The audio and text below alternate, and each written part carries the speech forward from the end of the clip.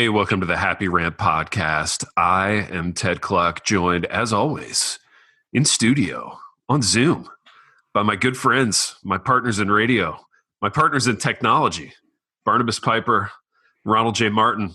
Boys, we had some tech issues this morning in our respective studios. Ronald, your computer is dying. I assume this is the $20,000 MacBook Air you bought 6 months ago, or is this an older model? Yeah, I mean, it's a few years old. It's 3 years old. No good anymore for anybody. Mark. Yeah, baby. No, I'm using a Dell that's been working for about 7 years. I don't know what's going on there. Say about that. I got nothing for that. I think the life of a computer goes down commensurate with like how many like travel bags it gets stuffed into, multiple times a year. So. I should be grateful this lasted 3 years then, right? Yeah, no kidding, dude. You're looking at about 3 months on your next comp. This is like I have like the dog years of computer stuff going on right now. No, it's unbelievable, dude. Yeah, unbelievable what your computers deal with all the comps and travel that they're put through. But baby, we're glad to have you here on Zoom. We're going audio only this morning. Our boy wanted to go video, but we clicked out. We got audio only. Yeah, there's some psychology behind why we've never done video. I'd love to unpack that someday. Maybe we can unpack. You want to go now? You want to go a couple minutes on that now? I don't know. It's just so weird that like most people probably don't know that we never look at each other while we do. And there's something fascinating about that. Because here's the thing, like in the world of Zoom, that's the thing I hated about it.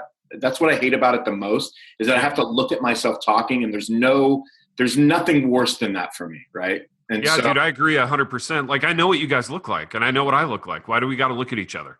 You know what I mean? Yeah, because it almost changes what I say when I'm looking at myself say it. Totally. Again, there's psychology there. I get it. There's all kinds of weird stuff going on with that. But what would you say if we were on video?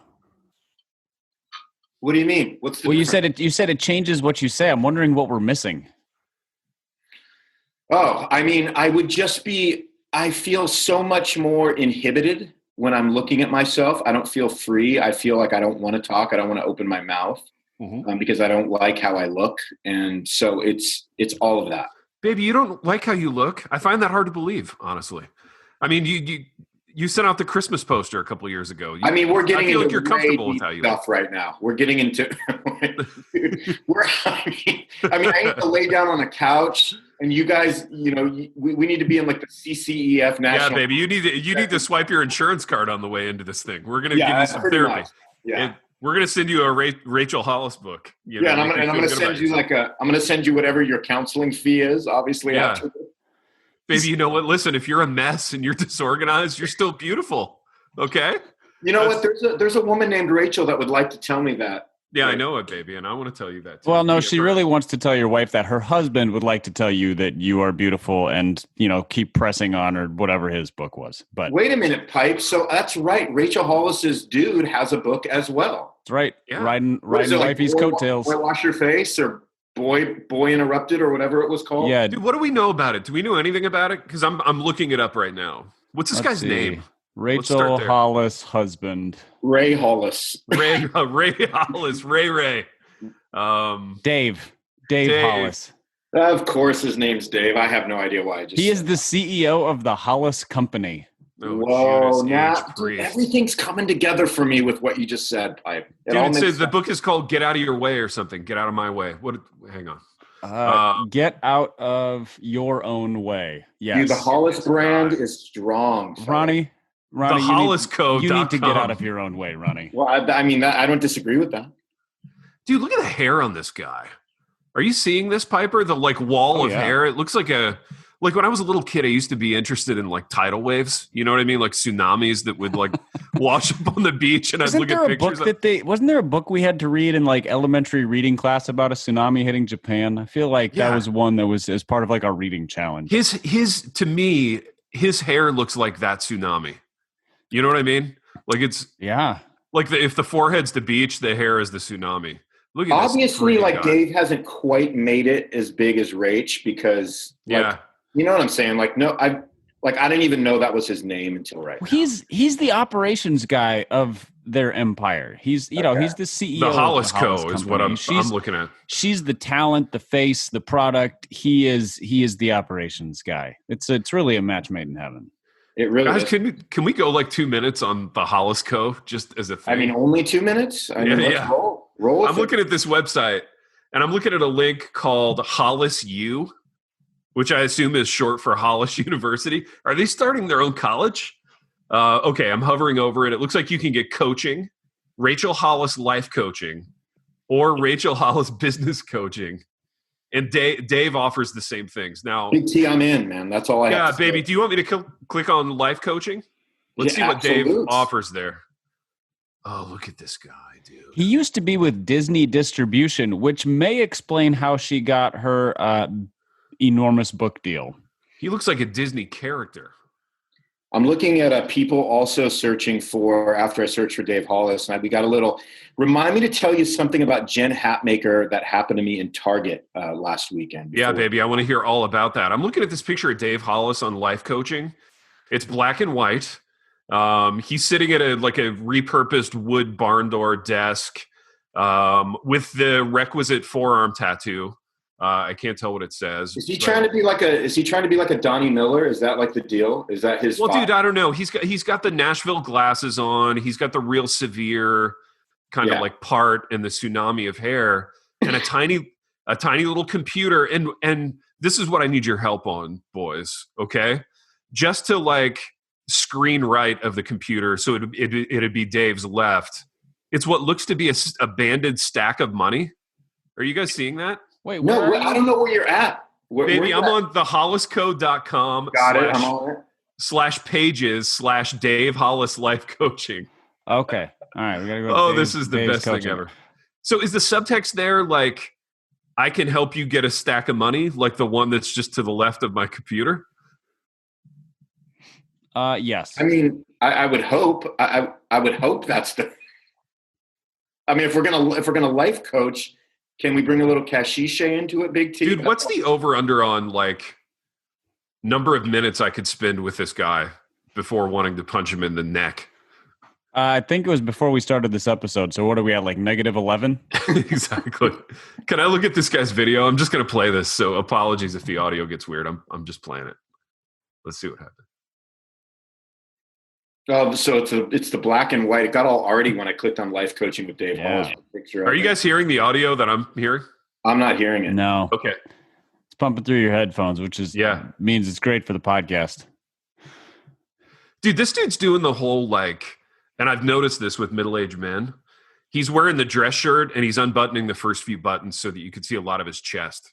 And you see his tattoo when he's see his tat when he rolls the sleeves up. It looks like he's sitting in like Chip and Joanna Gaines' living room, and you know what that reminds me of? What? I want to be yachtsman. Yes. Well, dude, you know I'm unbuttoning a yachtsman. This guy's not a wannabe yachtsman. This guy's a real yachtsman. The kind of money they're making. Yeah, when Rachel's book hit 1 million sold, I think that yacht was probably purchased immediately. Boys, what are the odds we could go to Hollis University? We could get it underwritten by a sponsor, and we could get some life coaching from this guy. Any chance that sponsor could just give us that cash and we don't have to go to Hollis U? Exactly. I feel like that might be a win-win. Is there ever space? Here's I've always wanted to know this, man. Is there ever space when you are out there, you know, whatever you spend on getting our sponsors 40, 50 hours a week, like, is there ever space to pitch it as, hey, we're going to brutally make fun of your product, but that's also good promotion. So if you kind of like that angle of it, like, this could be a good thing for you. Do you think anybody would ever buy into that aspect of it? No, because, well, maybe if we were promoting like another podcast or something. Depending on the product is what you're saying. But the thing is, like, publicists for publishers tend to be very sincere people.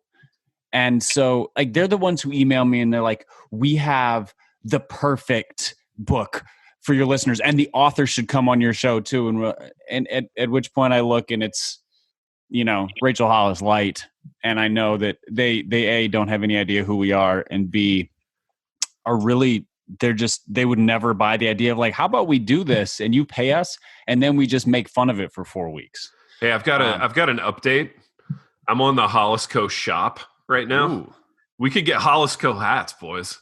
They've got like Hollis Company like dad hats that we could get for $25.99. So yeah, we'll have to get on a payment plan for those. But yeah, Hollis Co hats. Now I've got a question. What kind of hats are they? I'm jumping back on the site. I need to look. Dude, they look like dad hats, like that low profile. Like the low profile? Yeah. Which means it's the kind of hat that somebody like Dave Hollis would wear backward on all their Zoom videos.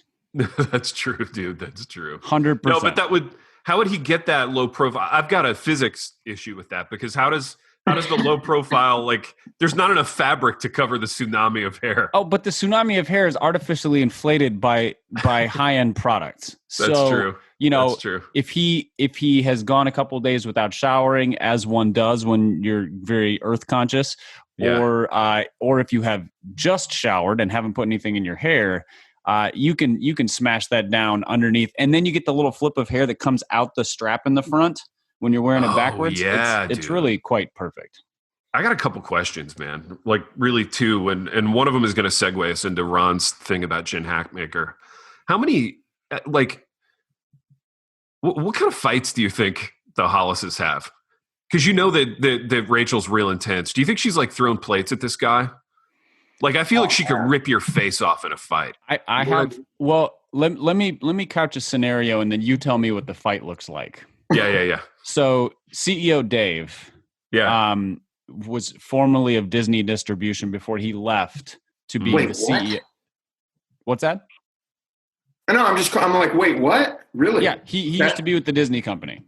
Wow. And so he left to be the CEO of Hollis Company. I think there was also his position there may have been what put her in a position to get the big book deal, because they were able to kind of work out some behind the scenes stuff, all legal, but very much business dealy kinds of things. So this has been like a team project for them, the Hollis Co. Or has it? Because here's the fight that I anticipate.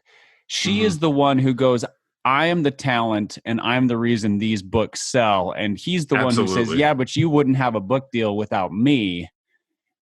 Fight ensues. Now you guys get to paint the picture of what this fight looks like. So Pike, for me, what you're describing is this could be a beautiful relationship, as Humphrey Bogart said, with the exception that it looks like Dave kind of wants to have his own career. So if Davey was just the behind the scenes, like I'm making sure the empire, continues to run as it needs to run, and Hollis is the talent and the face, that sounds like a beautiful friendship. But the fact that Dave wants to do, of all things, coaching, and to kind of establish his own reputation and his own star, that just seems like a recipe for we have competing egos now, is what that is. Dave doesn't know his place, man. He's flying too close to the sun right now. One could say that, Big T. I am saying it. I'm going on record as saying it. That's. One could casually mention that in a podcast. Baby, they do arena shows too. It's called Rise. I'm looking at Rise right now. Like the two. So that's what I'm saying. Dude. The two of them contribute. Arena shows, man. How much you want to bet it starts with that Rise Up song? I don't remember who did it, but it was like the big pop hit from a couple years ago. Yeah. Wow. I know what you're talking about. It just sounds like all the other pop hits, but it's the Rise Up song. Dude, all the white girls listening know the one I'm talking about. But guys, they have a whole the Rise thing is like a whole host of authors, speakers. Oh, okay. Yeah, it's John Maxwell, Hollis, Jen Hackmaker, Donald Miller. Oh man, I'm inspired just listening to the names. Oh yeah, wow, it's lively. Swoon, boys, it's lively. Dude, that's like everyone I can't stand all in one place. That would be amazing. And general admission includes a happy hour and a dance party. FYI.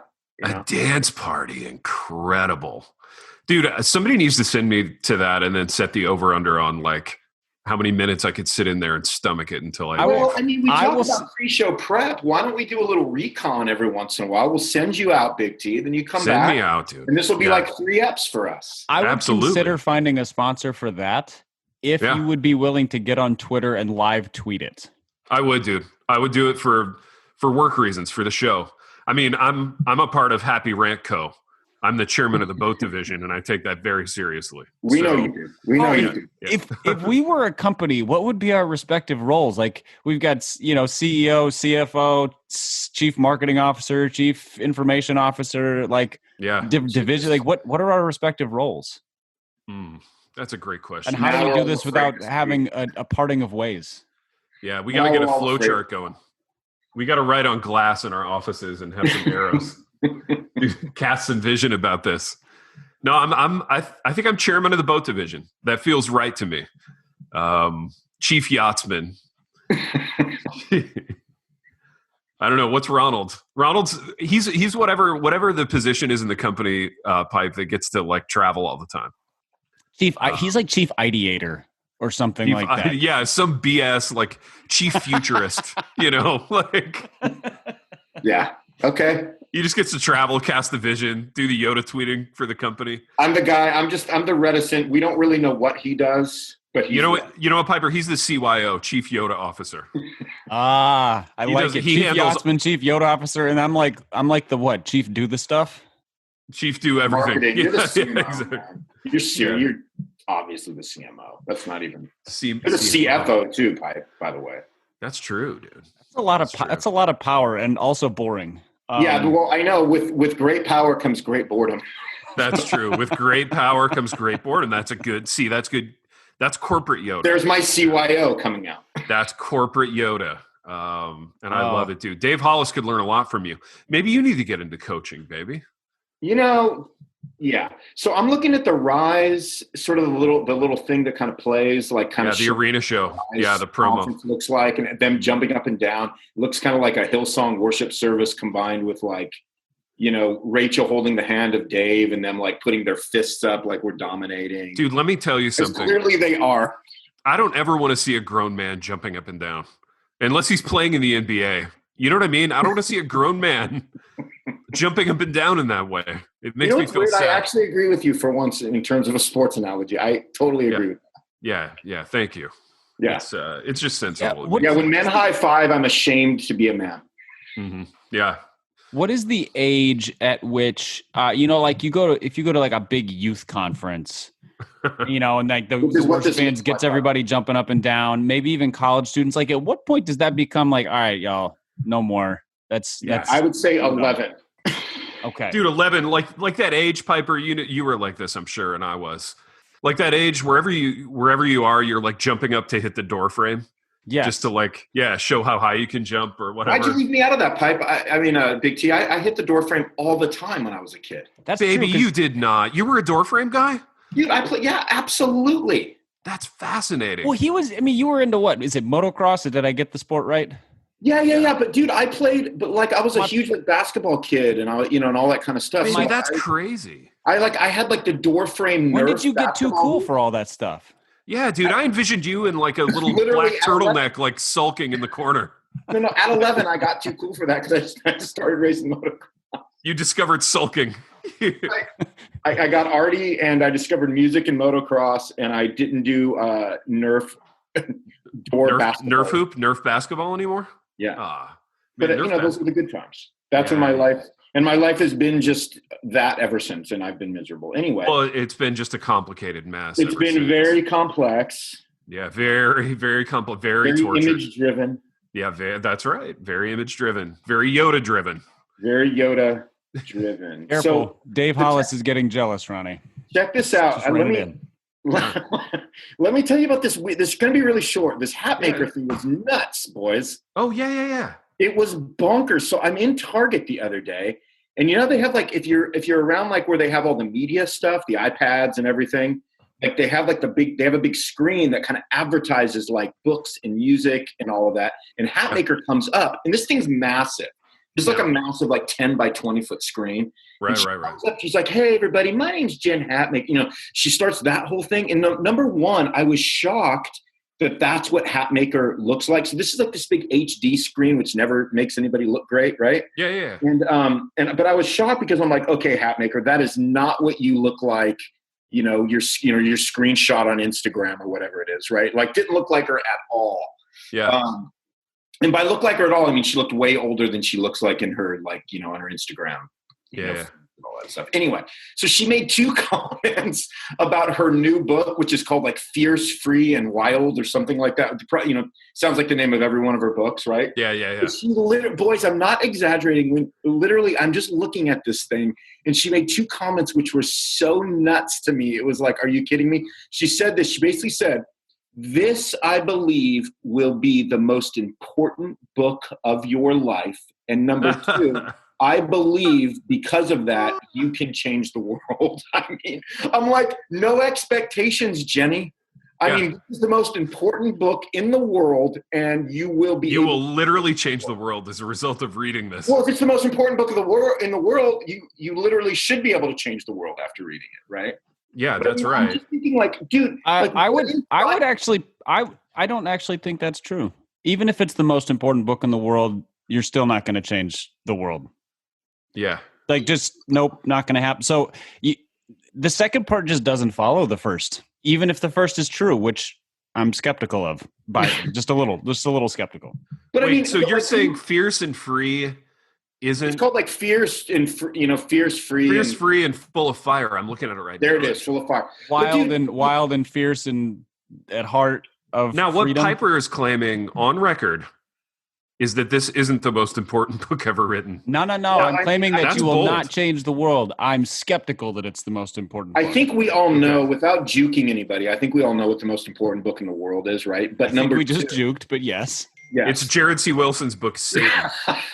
Actually. Wait, no? Or is it Jeremy C. Wilson book that I'm guessing you're co-authoring? That I'm co-authoring, that we're working on right now, So, which is why I got to get off this call. Just wait for it, man. He's going to do great things for your career, just like I did.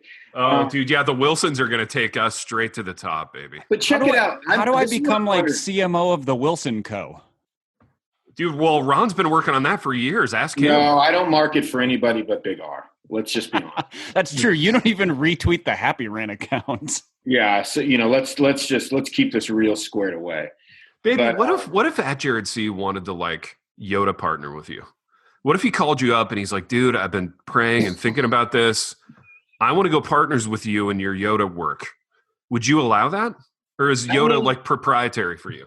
I think it's a little more, I think that would be proprietary. Yeah. Yeah. Okay. Yeah, for sure. Because I'm very critical of my phrasings, Yeah, the Yoda stuff, you make it look easy, but that stuff doesn't write itself. Well, of course not. I mean, so hold on. Here's what I want to know, though. So, yeah. Dude, I get how marketing works, and I even get how it works, even though I haven't done it on the scale that Hollis is at. Like, I get how it works on that scale. So, in other words, like, Hatmaker didn't come up with this. I think this is the most important book in the world. She was given that to say, like, I get that. That's not I think she believes it. Yeah, no, but that's not to let her off the hook. It's just to say, like, that's to be able to stand there in front of the camera and say that with absolutely no check inside, to me feels, to literally proclaim your book the most important book in the world. It's like, oh my gosh. We need to start doing this, you guys. This is us saying this. I think we believe this, but this is the most important podcast in I do believe it. Titling this episode "The Most Important Podcast." I'm writing it down right now, lest I forget what I believe. That's marketing gold. Episode of the most important podcast in the world. Oh yeah. The dots are big now. Dots confuse SEO, so we're not going to do that. Okay. That's good marketing input for Pipe. You start throwing random characters in there, and the internet gets confused. So that's why he's the CMO. In the world, the entire world. Can we put history of the world, like for all eternity? You just said in the world. Have you seen the copy on this thing though? Can I read it out loud? Because I think after I read these two paragraphs, you need permission, Big T. Just roll. Well, I think you guys are going to be chastened a little bit, and you're going to understand why this is the What are you just saying? Our lives are going to be altered? I think your lives are going to be altered by these two paragraphs. You're probably. Preparing us right now, is what you're. I don't know. I don't want to set the bar too high. Here we go. This is official marketing copy on Fierce, Free, and Full of Fire. No more hiding or people pleasing, sisters. No more being sidelined in your own life. I feel so unheard.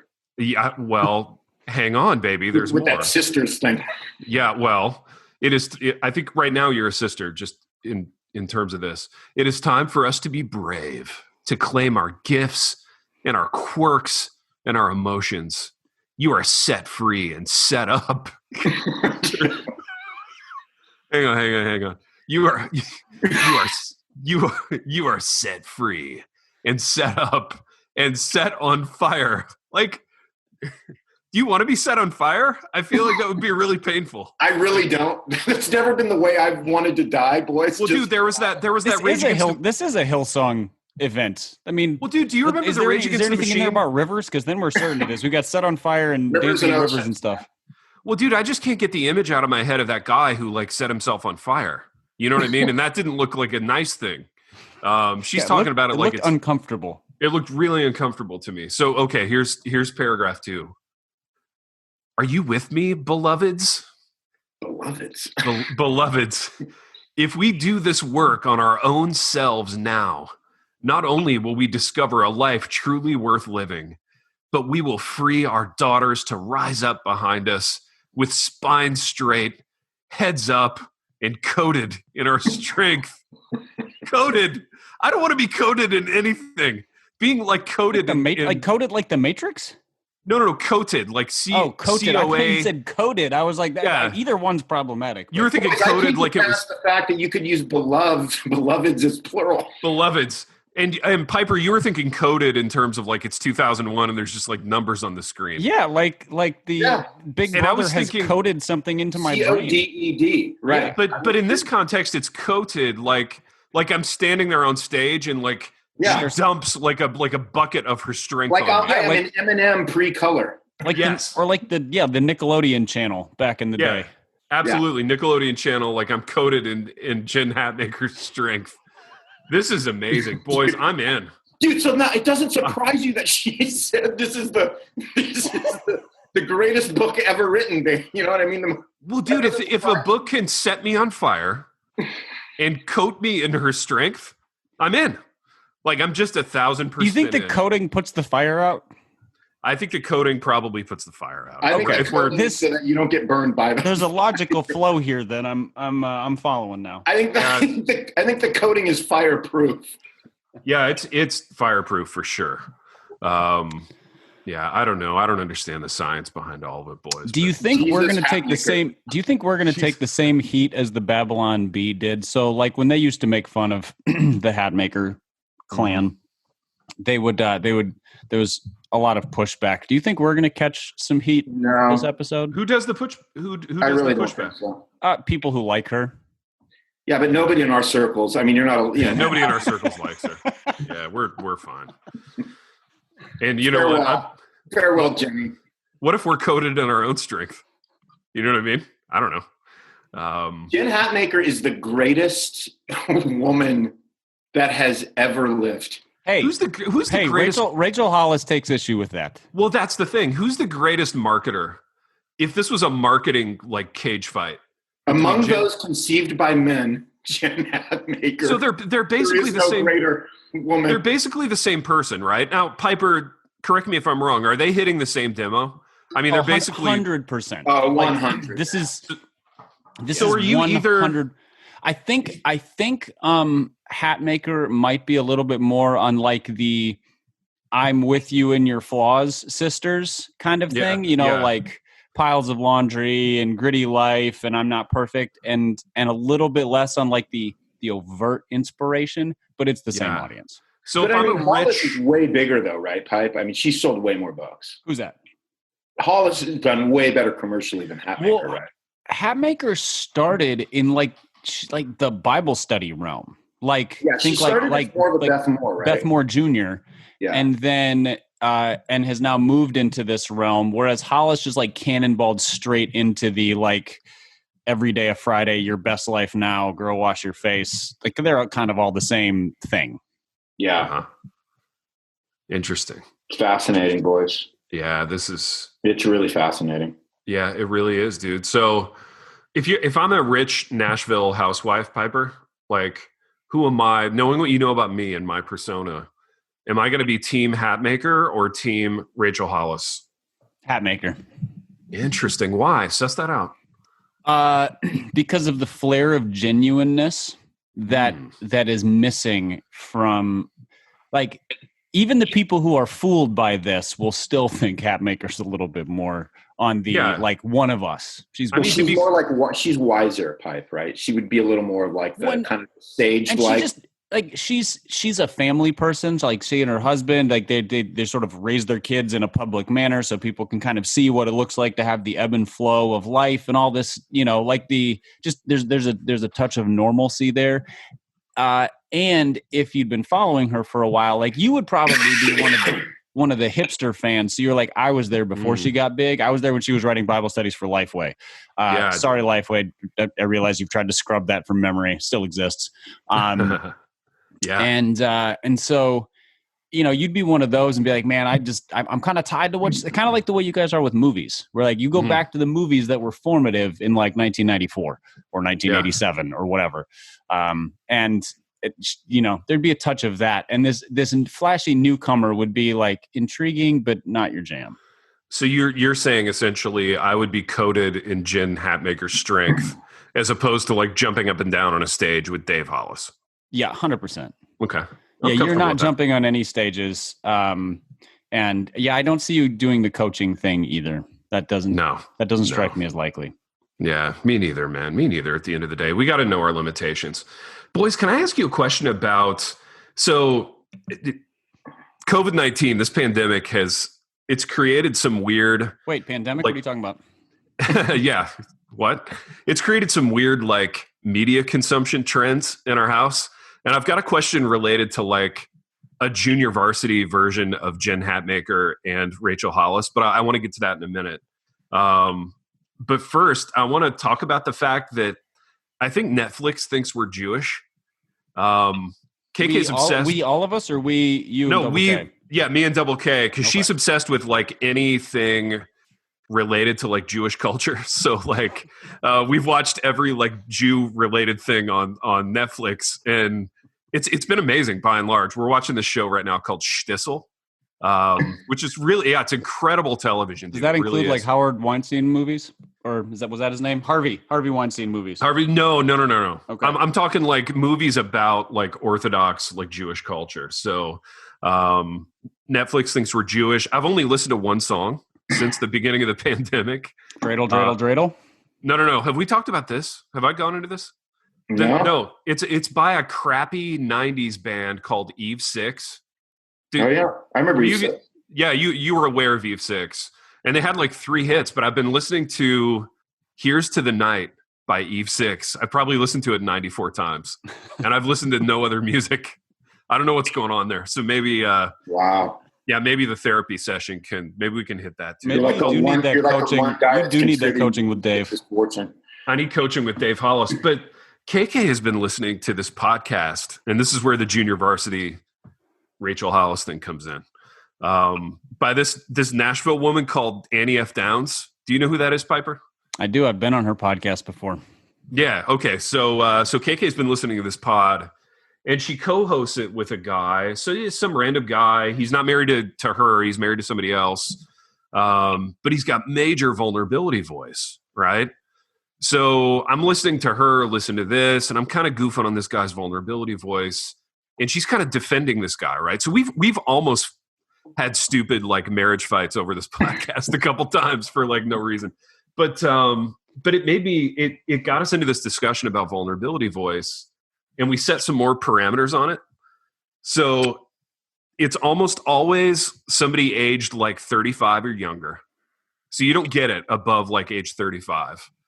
And if you have any like dog in the social justice fight at all, or you're in like the humanities at all, if you're 35 or younger, it's almost a requirement to have vulnerability voice. Do you guys agree with me on that? I 100% agree. Okay. Pipe? I'm sorry, I 100% agree. See, that's why it doesn't totally work when you do it, Ronnie, because you're far enough removed from 35 that you sound a little valley girlish, and the vulnerability voice is a little different. Right. That's the origins of it, though. Yes. No, you're 100% right, but this is like Valley Girl 2.0. You're still, yeah. You know. Yeah, I come from the valley origins of it, but it was I mean, that is where it started. Yes. You come from the valley of the shadow of vulnerability. The valley of the shadow of voices. I think I do agree with you that, for under 35 in that space, so anything inspirational, yes, it is a requirement. Anything inspirational, anything. So here's my problem. And this is what I was trying to convey to KK. I feel like being a man in the humanities, walking around without vulnerability voice, like I feel like just a caveman. You know what I mean? Like people are afraid of me. I'm walking around talking like this. Because you're actually making like statements that are like definitive. Well, dude, and yeah, just just sort of the timbre and the sound of my voice is like threatening to people or unsafe sounding. So I don't know what to do with that in light of my career. I feel like I'm kind of at a crossroads, is what I'm saying, boys. It's true in different areas of ministry as well. Now, the more reformed you are, the more you can just bluntly say stuff. You can sound like a dude. Yeah. And that's acceptable. Right. But yeah, if people just make statements in the humanities and anything having to do with inspiration, leadership, coaching, if you just sort of make statements and you don't have the voice, which I'm not going to try to imitate. Thank you. You're welcome to listeners and co-hosts. I think you come off basically like a colossal jerk. That's the way you're perceived, even if you're just saying, I think this is true. Yeah. So, I mean, I guess I would come off as a colossal jerk most of the time, but I think the vulnerability voice is absolutely necessary. It even comes into sports podcasts. So the majority of the podcasts I listen to are sports podcasts, and there's one part of the Ringer NBA network. Okay. It's called The Mismatch. Yeah. Which has one of my favorite hosts and then one of the guys who does this voice. And so even when he's talking about player development or his favorite rookie, he sounds like he's all in his feelings. And then the other guy has this real raspy voice and is like, dude, you're so full of crap. And it's great. It just, it works well. But it makes its way into areas where it's just supposed to be analysis or argument or opinions. And it just ruins things. Yeah. So I have a take on that too, Pipe. So for sports podcasts or sports shows, you can do vulnerability voice. Again, if you're under 35 and you have anything to do with analytics, you almost have to do vulnerability voice. You know what I mean? This is strange, man. It's strange new territory. It's almost something, you know how people are using this pandemic to develop like side hustles and, learn other languages. I feel like I need to develop vulnerability voice as a tool. You need like Rosetta Stone for vulnerability voice? I do. Somebody send me the CDs. So like I'm sure they originated in Nashville. The CDs. Like, send me the CDs for how to learn vulnerability voice. Send me the cassettes. I'll take those. Send me the cassettes, the 8 tracks. We got a couple more months left of this quarantine, I'm sure. I need to spend it using those tools to learn vulnerability voice. And I'm going to debut it next fall, dude. As I teach my classes, I'm no longer going to be a savage caveman, Neanderthal like I am now. I'm going to come in there. Wow. Yeah, next fall, baby. I'm going to throw some vulnerability voice at them. Yeah, big, man. Your students don't have no clue what they're. Dude, please believe. Yeah, their minds are going to be blown. This is next level teaching stuff for me. Ted, at the risk of stepping on a marital landmine, which if I'm going to, please warn me. I've already stepped on all of them, so you're good. Yeah, but I'm about to step on one in your marriage. What exactly was your wife saying to defend this fellow using this voice on this podcast? So here's the thing I love about my wife. And she is a diehard listener to the program, by the way. She listens to every minute of every episode that we do. And she loves that's us. Why I stated that question with great respect, on top of the fact that you are married to her and love her very much. And so she deserves respect anyway. And I appreciate that. So my wife and I, like our Venn diagrams in terms of like personality, interest, it's almost complete overlap, right? We're very similar people. However, she's got a little bit of like the Bernie Sanders ethos in her that I don't share. And every once in a while, and dude, she would be the first to admit it, right? She would be the first to admit it. every once in a while that comes out. And honestly, like, I love that about her. I do. If You she got to was suss like, that out a little bit, Big T. What do you mean she has a little? well, little dude, burning? she's just a little more on the like socialist, like social justice tip. And I don't want to impugn her. I don't want all the angry, like, don't tread on me type dudes to come out of the woodwork and finger wag me about it. Yeah, no, they're already coming out. It's done. So well, just yeah, it's done. Boy, if we haven't run them off by now, what have we been doing for the last 6 years? Dude, that yacht has sailed, believe me. But but no, she's got a little bit of that ethos, and to be honest, I dig it, you know. But I don't necessarily share those beliefs with her. So whenever I make fun of people like that, because I can't help myself, because I feel like I feel like a lot of people who kind of wave that around, they're doing it because they want to be viewed in a certain way. And dude, this is all sort of jaundiced by the fact that I work with college students, and 95% of what they do is for persona. So I hear this dude kind of swinging his vulnerability voice around on this podcast and talking about what a sensitive sweetheart he is, and I can't help but make fun of it a little bit, you know. And then a fight starts, and like I'm the bad guy. But I think I am probably the bad guy, you know. But I just can't help myself, you guys. That's another thing I need tapes for. I need cassettes about how to not make fun of certain people, and maybe I'll use those too. Yeah, we just won't have a show after that. That's kind of the rub. That's the rub. Ted, can I throw out a let's do coaching with our chief do stuff officer here for a moment. Let's do it. I've learned something about not making fun of people. Okay. And I'm not very good at not making fun of people, as listeners will know. Mm-hmm. But as I've traveled my journey, this is me being vulnerable without the voice. Yeah. There have been times when it's just been I just have not been able, you know, due to trying to not get fired, for example, to make fun of people who I would like to make fun of. Yeah. And I've learned that if you just don't say anything about those people for like a year, you realize after a while, they don't matter to me. Yeah. They don't matter in my life. Like, they matter as people, but my interaction towards them just doesn't need to exist. And there's a certain amount of freedom in that. You also feel like you're missing out sometimes because there's some great opportunities that you have to pass up. But just sitting it out works if you do it consistently for a long time. That's how I survived working in the Southern Baptist Convention for 6 years. Dude, now like sitting it out for 6 years. No sarcasm here. That is really good advice. And I need to get better at sitting things out, man. I truly do.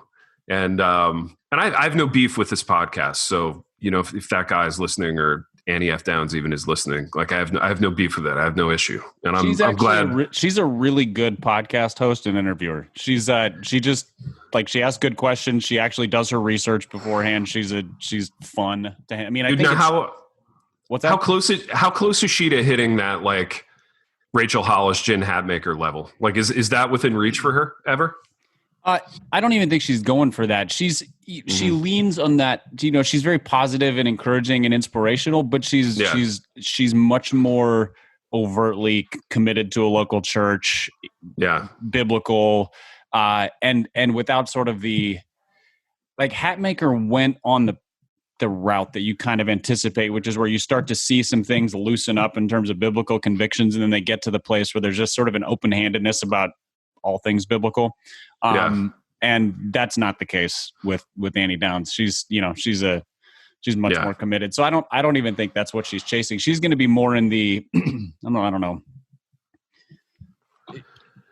like a less reformed, like she's going to be in the Lifeway Women type of thing, where like very biblically faithful, but not like a theological scholar type. Got you. Yeah, that helps. That helps a lot. So does she have books? Yeah, she's written a few.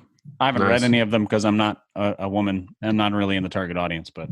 Well, I don't like to assign those gender labels. That I don't either, because I primarily read women's books. So thank you. Yeah, that feels a little close. That's close set thinking. You know. Yeah. I'm going to need to log off after that. I don't know if I can.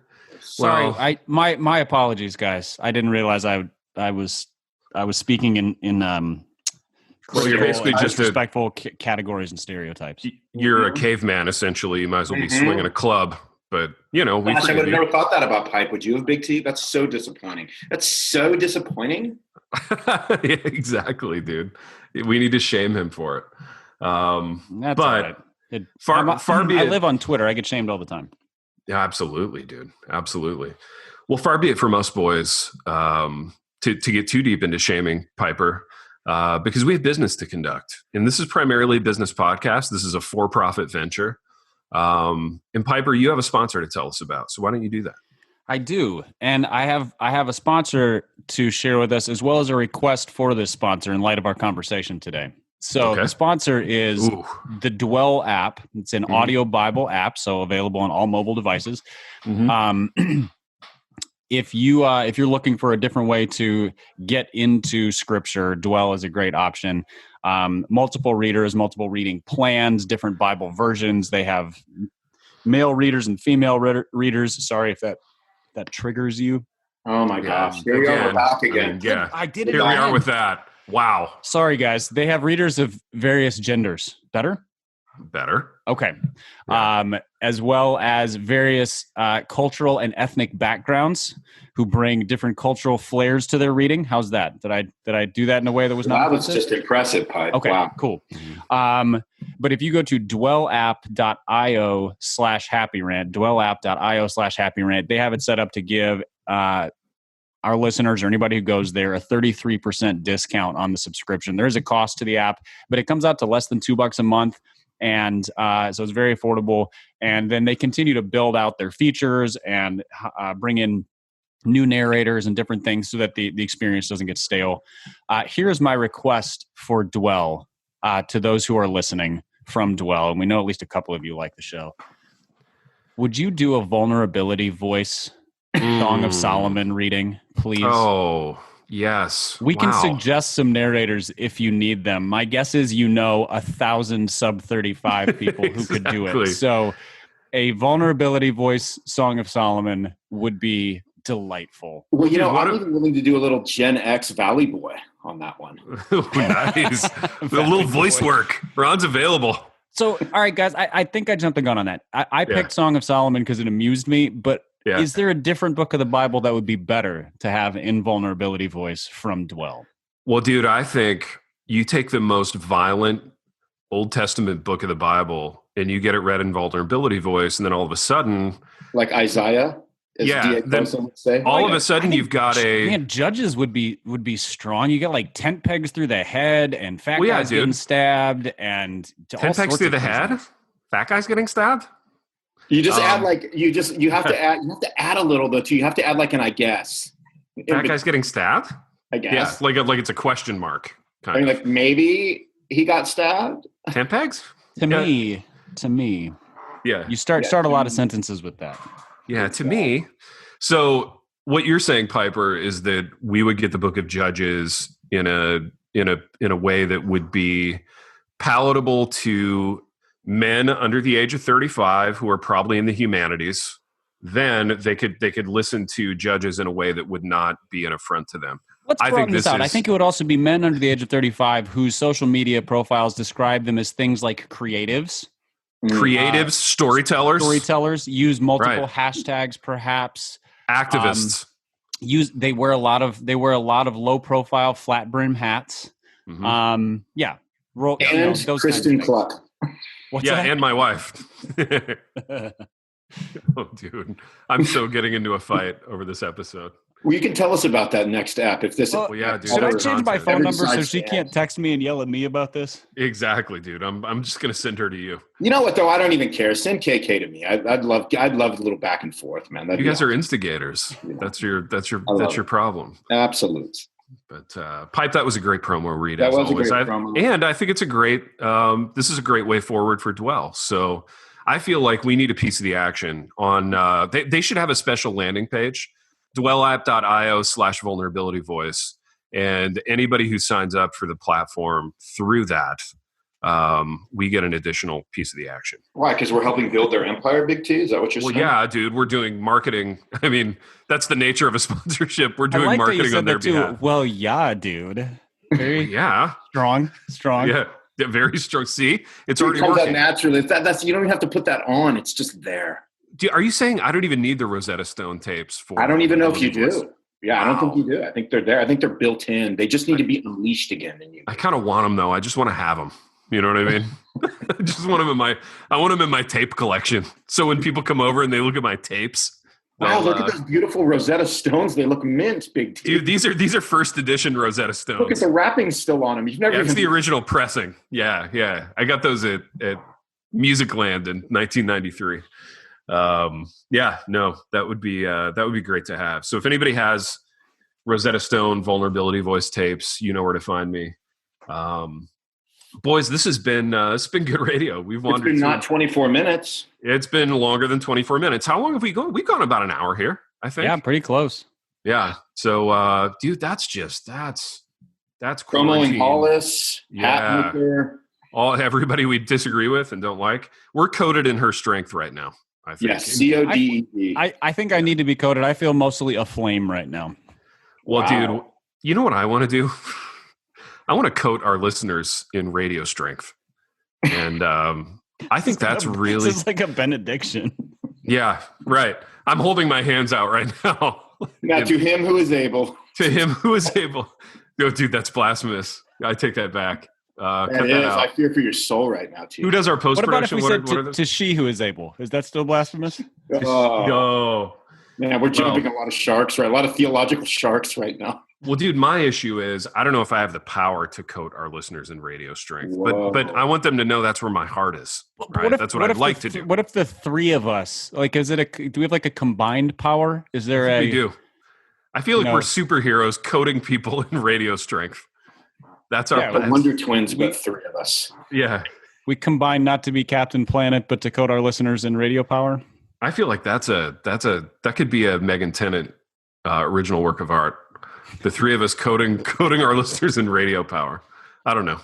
Wow. It's really down to like geeky nerd level right now. I don't want to tell anybody what to do, but that's a picture I would love to see.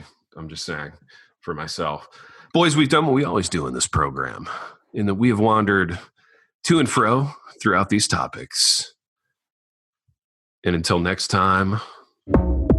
The Happy Rant is brought to you by Resonate Recordings. If you go to resonaterecordings.com, you can see the full range of services they offer. So if you're considering starting a podcast, they are the ones we recommend going with. Again, go to resonaterecordings.com to see their prices, to connect with them and ask any questions, and to see what they can do to help you launch, edit, master, and improve your podcast. Again, go to resonaterecordings.com to see what they can do to help you launch and improve your podcast.